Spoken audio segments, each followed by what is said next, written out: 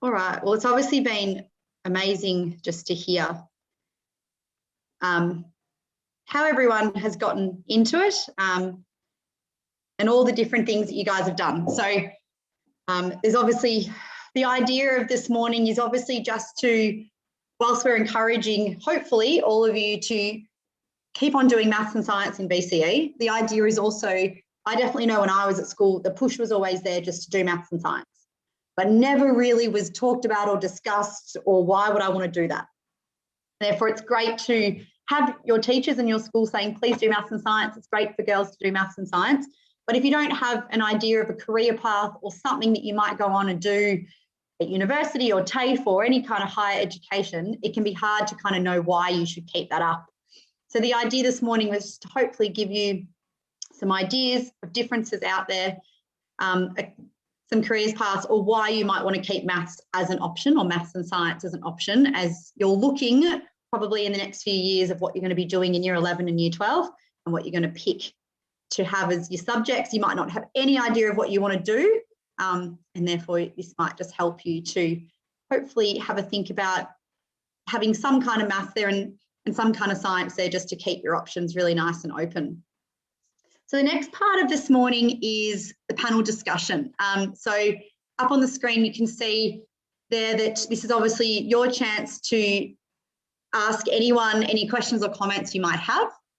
Does anybody have anything they'd like to ask any of our speakers? Yeah, so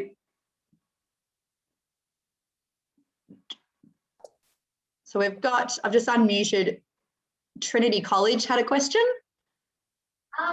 It's for Suzanne Murphy. For Suzanne, yep. I was just wondering who would be her biggest competitor. Mm.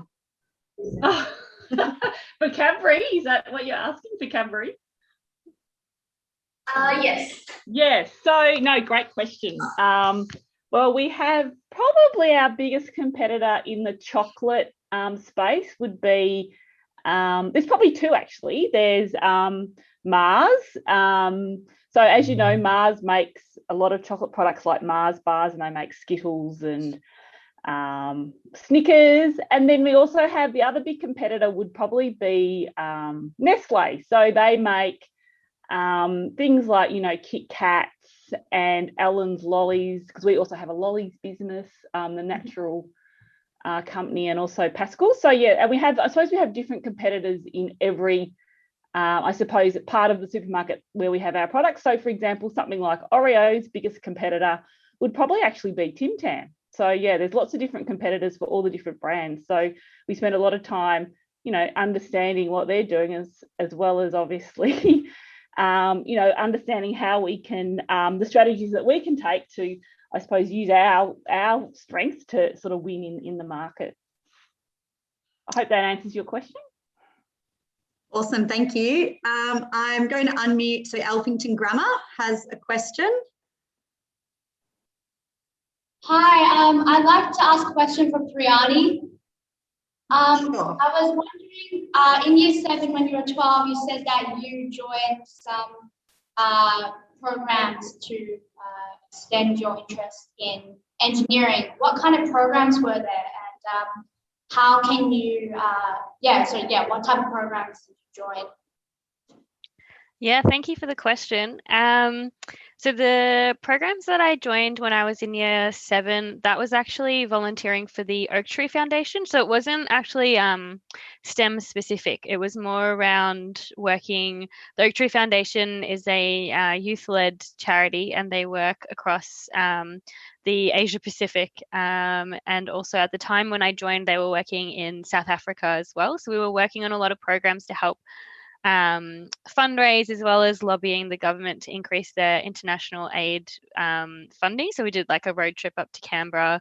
There was a couple of Make Poverty History concerts that were held when I was in year 9 and year 10, which I helped organize. So that wasn't STEM specific, but if you are interested in STEM specific programs, Engineers Without Borders does like incredible STEM specific and like engineering, and not just engineering as well, but just like, you know, all things kind of STEM workshops, and they often come to schools as well and run workshops, and they actually are facilitating some of the workshops this afternoon for you as well. And also there's a number of other programs as well that do like robotics workshops as well, where you can work with robots. So when I was in New Zealand, I ran a number of programs for girls in high school that were looking at, called Robo Gals, and it was looking at like building robots, and then also designing like CAD related, designing on CAD as well. So I would say there's heaps of programs out there. Oak Tree was more around like more just like a charity that was working more on like they had like literacy programs, so it wasn't STEM specific, I guess. But yeah, there's definitely heaps out there, and if I'll pass on, maybe I can pass on to Jessica like a list of the different organizations, and she can share that. Amazing, thank you. I've got a hand up from Santa Maria. I'm going to ask them to unmute. Thank you. Hi, I have a question for Priyana. Are there any future projects that you would like to work or run with? And if so, do you think that you're going to stay working in Australia, or do you plan on working with other countries? Yeah, that's a really great question. Thank you. When you say more projects to work or run with at the moment, I'm really excited about a project that I'm working on with Sydney Water that I'm going to be working on for the next couple of months, which is, I think I mentioned it at the beginning, and it was around drought resilience. And so that was looking at like a whole of city scale drought resilience. So it's quite complicated because it's not just looking at like one system, it's looking at like a number of different water systems and wastewater systems and how to change them, and like especially around water recycling and wastewater recycling and stormwater recycling. And so that's something I'm really excited about at the moment, is the push in Australia but also globally around it's called integrated water management. So it's like closing the loop on the water cycle and reusing wastewater and stormwater for beneficial purposes. So like, for flushing toilets, because at the moment we flush toilets with drinking water, for watering gardens, so things like that. In terms of living overseas, yes, absolutely. I think I'm really keen to head overseas again. I've got a couple of different, I've always got so many places I want to go, and especially during this COVID time, it's been really hard. But I am pretty keen. Arup's head office is in London, so I'm keen to maybe spend a bit of time in London. But I think also there's some exciting work that's come up with Arup as well in India, and I mentioned that my cultural background is Indian, and so that's really exciting for me because because I guess it's like linking my two passions and also my my home country of India. So I'm really excited to do some work on that. So there's an opportunity at the moment that I'm working on with Arup, but I'd love to spend more time in India as well, because India is looking to be moving towards being more water resilient, and a lot of, I'm not sure if you would have seen it all, but a couple of cities in India have actually run out of water. And so we're hopefully working with a number of cities to help them become more water resilient, and and for these kinds of situations to not happen. Thank you. Thank you. Awesome, thank you. I'll unmute Ivanhoe Girls Grammar, has their hand up. Ivanhoe Grammar's next. Would you say that you find that there is like gender equality in your workplace? So, for example, what's the ratio of women to men, that sort of thing? Is this just to anyone? Yeah, to anyone. Yeah, cool. So, I don't know, Emma, if you want to unmute first and just make a comment if you think it's even or kind of even. I would say it's not even. So don't expect that it's 50-50 in probably most of these industries. The others can speak to theirs. But that doesn't mean that it should exclude you. There are opportunities that are equal. It's just the entry level, I suppose, is only really beginning to even out. And we lose young girls early in maths. So this is why it's important to speak to you at this age to make sure that you're continuing with your maths studies. You don't want to exclude yourself from those opportunities when they arise. Maths is really important to any of the careers that you've heard about today. So I would encourage you to keep doing maths, and that's how we'll build the stream of getting more people. It has increased over time. So yeah, but don't expect that, it's 50-50 at the moment. Girls naturally do tend to more creative careers, but some of these careers that you've seen have creativity in them, and you can balance it. So yeah, keep going with your maths and apply to anything. Awesome, thank you. How about you, Casey? How do you find in your job? I work in quite a young team. There is 10 of us, probably around the number, and 3 of us would be female. Okay. So look, quite often I can be in a meeting and there's 15 people and I'm the only female. But even though I take notice of that, I take notice of it from a point of view of I want to change it. I want to encourage all of you not to worry about that kind of stuff. I find as we come through the younger males, they are all very encouraging.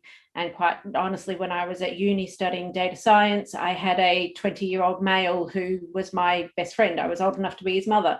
But, he was extremely encouraging. So I find the younger males very encouraging and really easy to work with.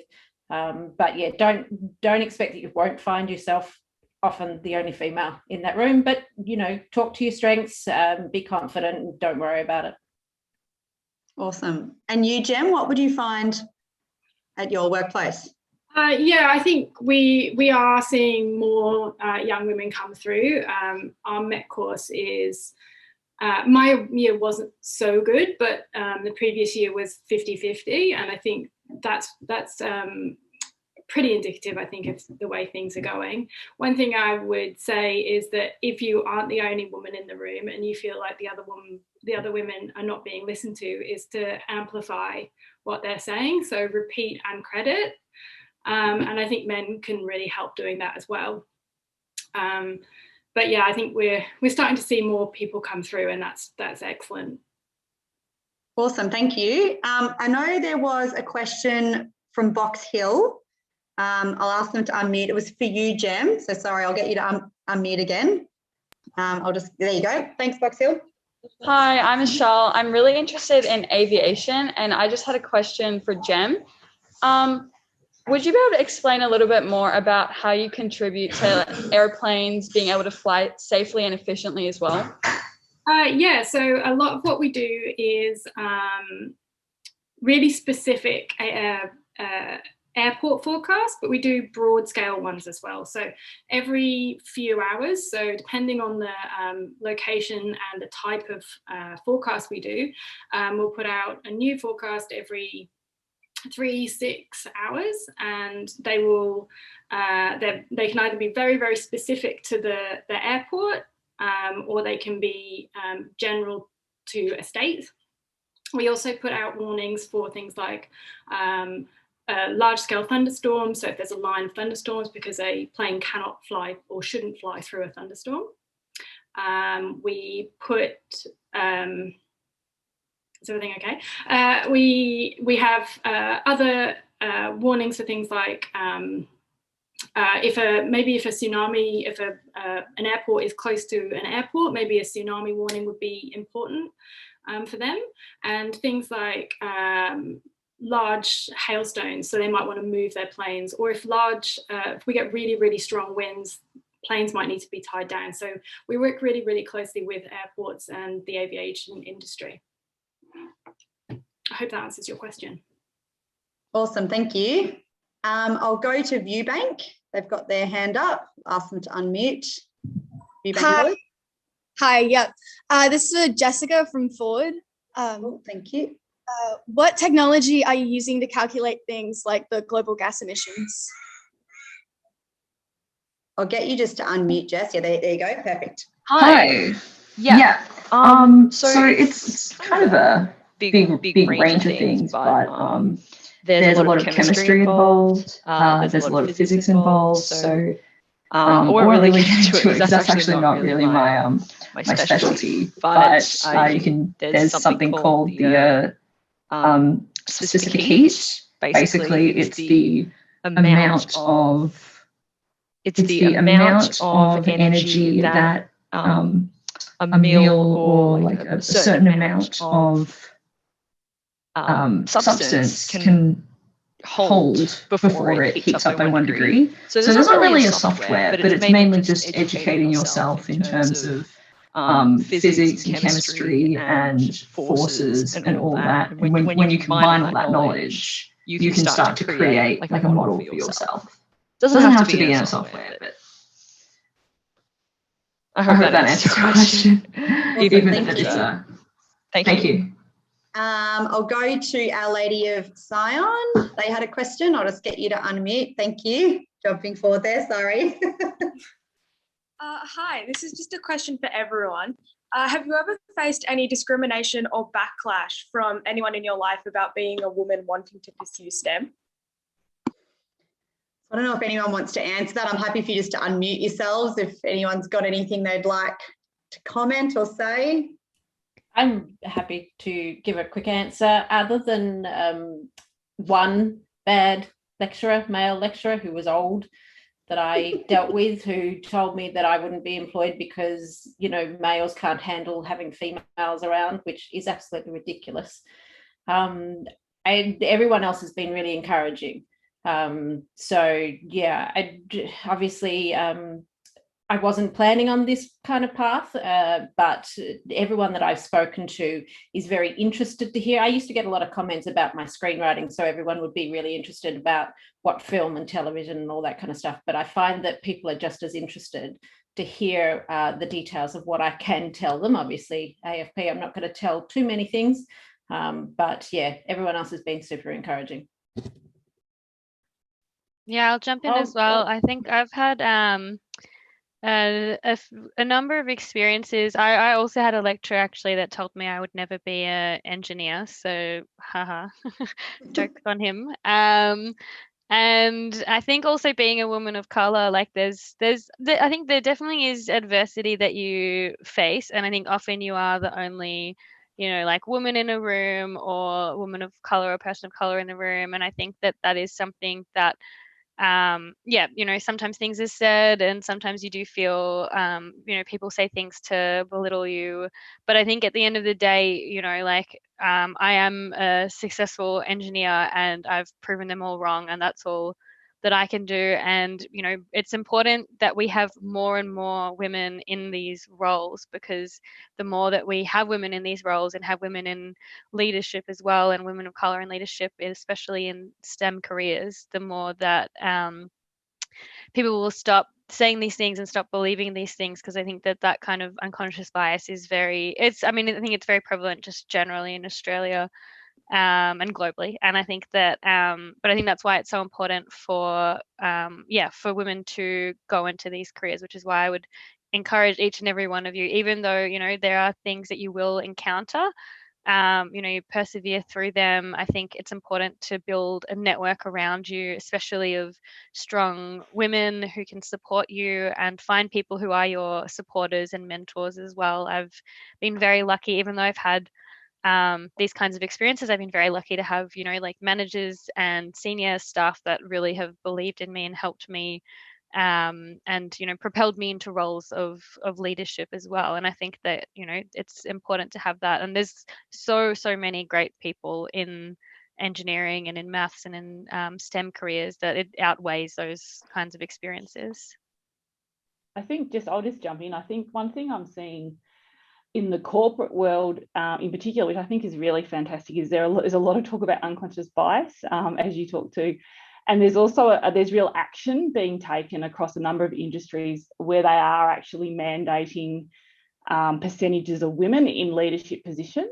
So I know where I work, there is a mandate of 40% of people at sort of a level that I'm at or above. That's kind of mandated now. And I know in even industries like the building industry, they're mandating you know, the importance of having women, because I think they recognise that what we bring and the perspectives that we bring, and the importance to have that sort of mix. So I think the good news is that I think there's a lot of action being taken now, to be honest, to really address some of the issues. Awesome, thank you. I'll go to Kyneton. I'll unmute you guys. Thank you. I have a question for Jem. My name's Lana, and I wanted to know where she completed your PhD. Was it at the University of Manchester? Like, continue through here? Yeah, it was. And actually, the reason that I decided to apply for one was because a male lecturer said to me, which is the opposite to what we just heard, why haven't you applied for one? Which I thought was really encouraging. I was completely shocked because I'd only done 3 years of degree, and I was like, I'm not ready, they won't accept me. And he said, yes, they absolutely will, apply now. And actually, I think if I hadn't done it at that point, I may never have done it. So, I mean, I think the thing to take away from that is believe in yourself, because you don't always have people around like that will just tell you to do things because they believe in you. So it's really, really difficult, but if you can believe in yourself and just go for it, really, really do that. Thank you. Awesome, thank you. I'll go to Dandenong High School. I'll ask you to unmute, please. Thank you. Our question is for Priyani. How long did it take you to become a water engineer, and what pathways did you take? Yeah, thank you. So I did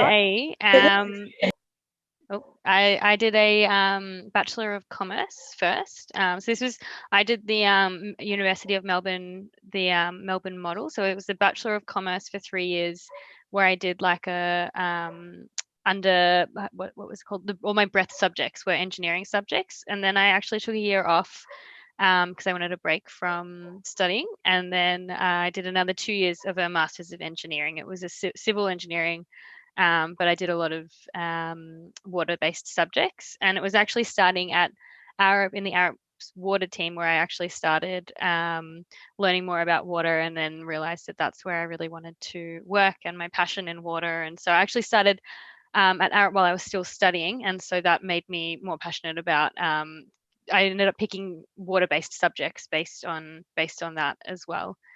So all up in terms of study, it was 5 years, and that's including a Bachelor of Commerce as well, which I've found really, really helpful too. So if anyone's interested in commerce, economics, or management, having that as well paired with a maths degree is always really useful and very well looked upon too.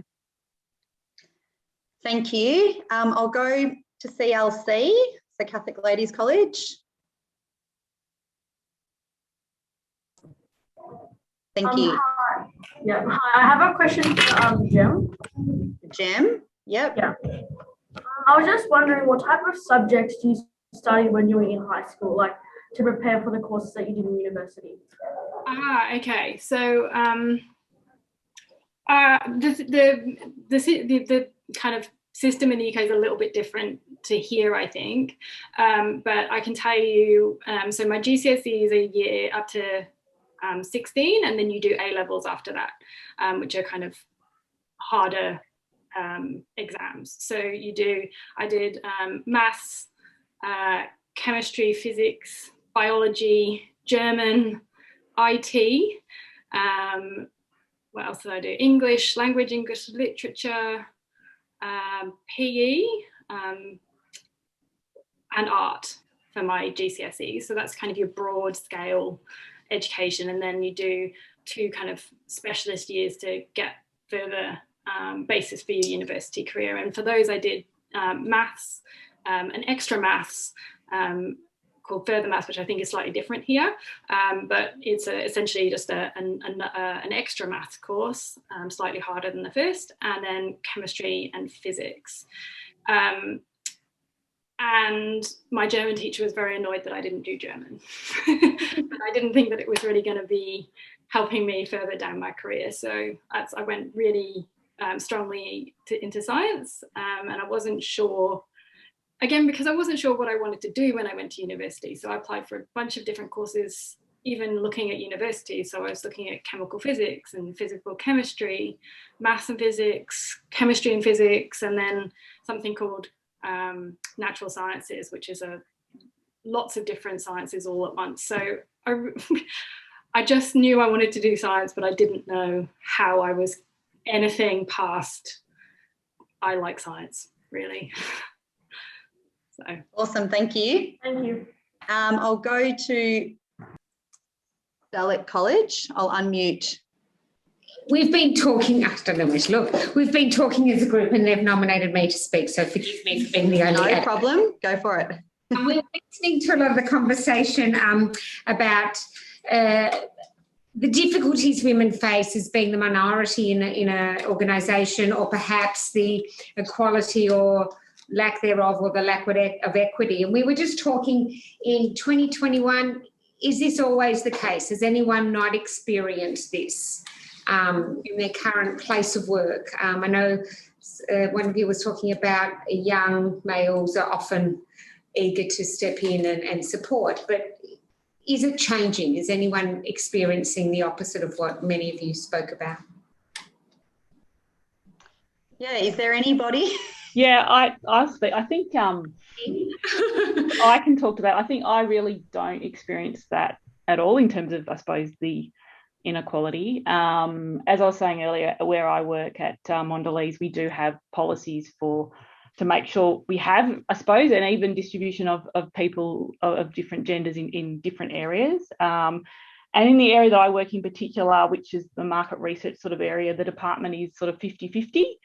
And to be honest, actually in marketing, it's probably more female, right? So, and in sales, probably a little more male, but net, it's certainly, there is a good balance. And I think there is a real focus on, I think, encouraging and promoting women. And this is also being reflected, I think, not only in the policies on, numbers in senior roles, but also the really good maternity leave policies that we have, which I think is really important, right?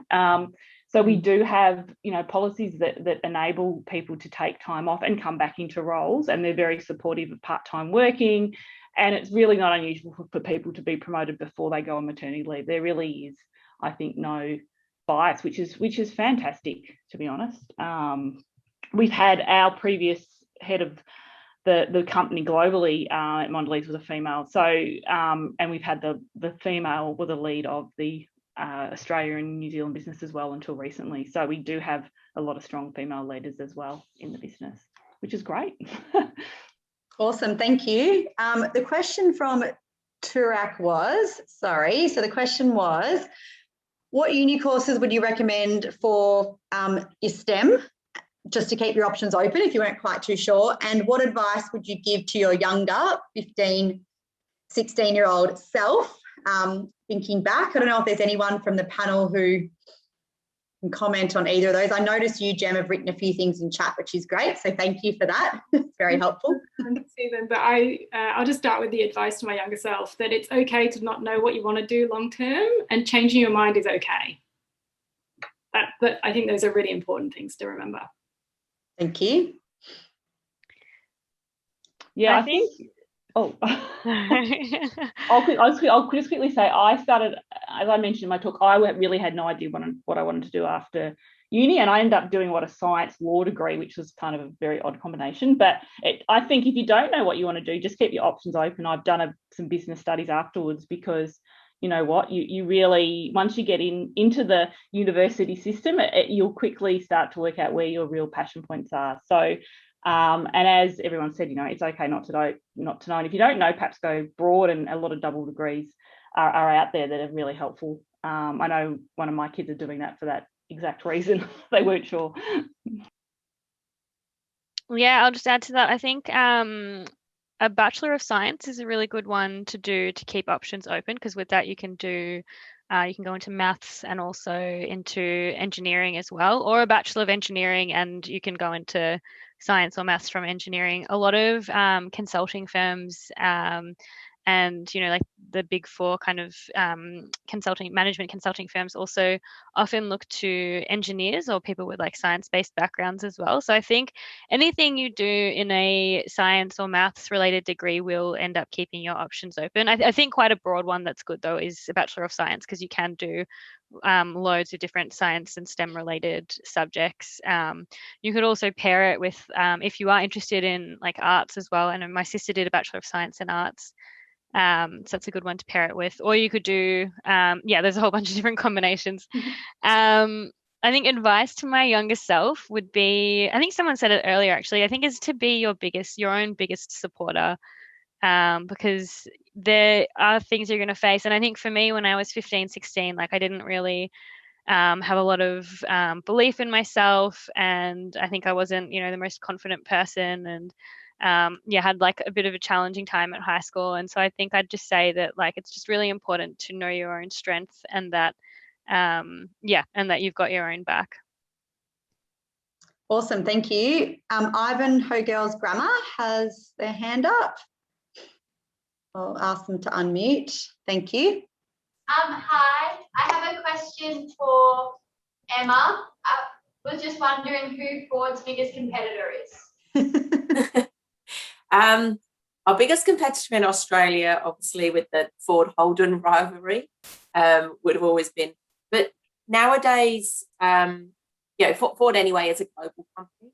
But nowadays, our competitors are not necessarily just other automotive, pure automotive companies. They could be startups in the autonomous business, such as Tesla or some of the other ones coming out of China. Or it could be public transport. It could be rideshare companies. So anything to do with mobility. It could even be, getting to make it be with scooter companies. So, our competitors are not limited to just another automotive company anymore. Awesome, thank you. I'll go to Viewbank. You've got your hand up. I'll just ask you to unmute. Thank you. We got a question. It's for Ford as well, for Emma. When do you think that Ford will have driverless cars? So I don't know when we will have it in Australia, but obviously every automotive company is looking at those developments and partnering with other organisations to develop them. So don't have a time frame, but rest assured all automotive companies are working to the future.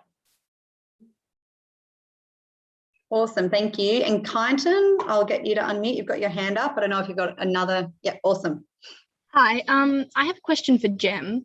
I was just wondering, do you find that the Bureau of Meteorology has to do with like mapping the impacts of climate change over a long period of time rather than just the forecast? So we have a climate section and they deal with all that kind of stuff. So I'm not a climatologist, so I don't have any expertise in it. I really more focused on the short-term weather, but we do have like a whole department on climate. So it is a great place to do climate science if that's what you're interested in as well.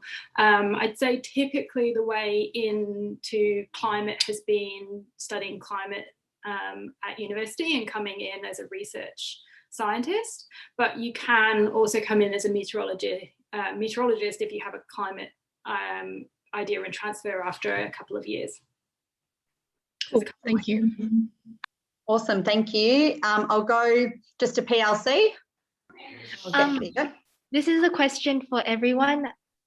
Many of you have stated that you have had a career change at a particular time, but did you always know that you had a passion for STEM, or did you discover your passion at a particular age due to other people's influence or a particular experience? Thank you.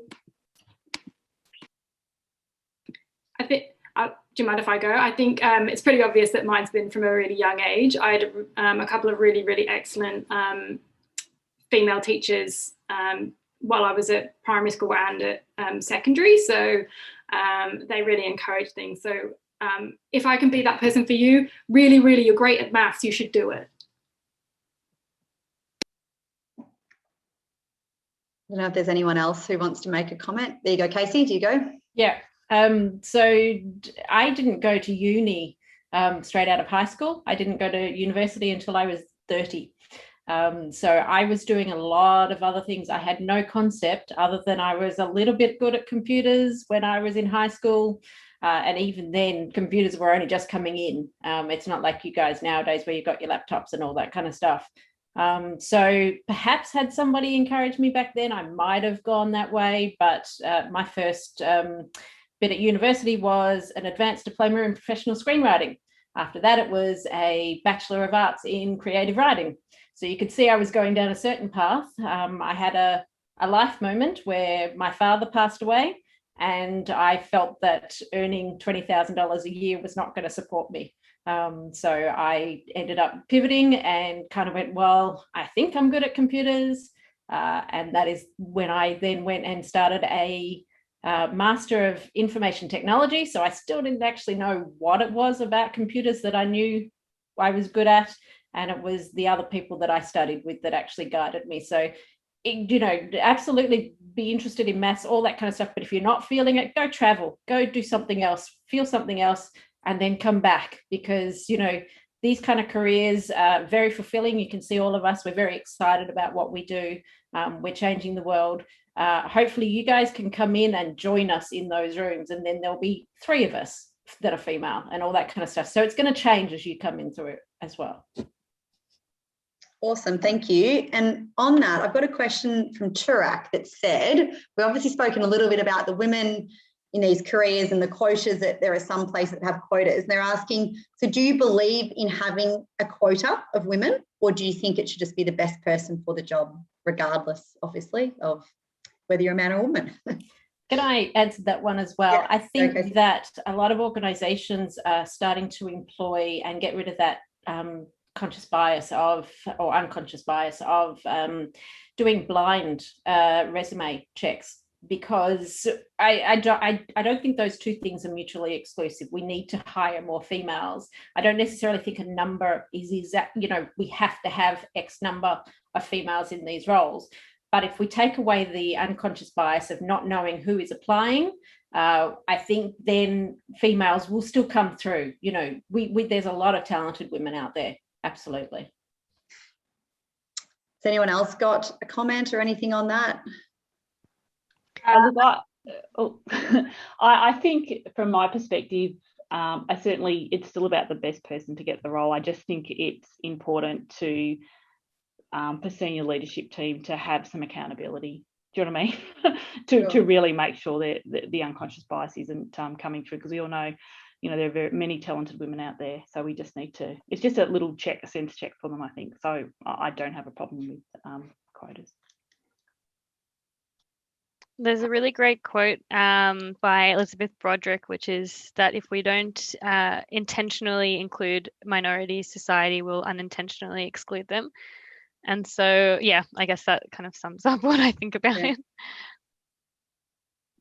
I would say that often that a woman is the best person for the job. So some people might think that women can't be good leaders, but that is absolutely false. And that sometimes it takes people's perceptions to change on what makes a good leader, and women may have a different style of leadership, but that doesn't mean that it's worse. And I think that's in some ways having kind of quotas in some ways kind of forces people to realize that women can be in these positions and succeed differently to men, but still success. I would echo that. I don't believe in quotas, but I believe barriers to inclusivity need to be removed, and whether it's unconscious bias or giving people awareness of what women can do and raising other women up, then I think that only just helps open doors for more people to come through naturally without those biases being there. Awesome, thank you, everyone. So we're going to, we'll finish up our panel here in a moment.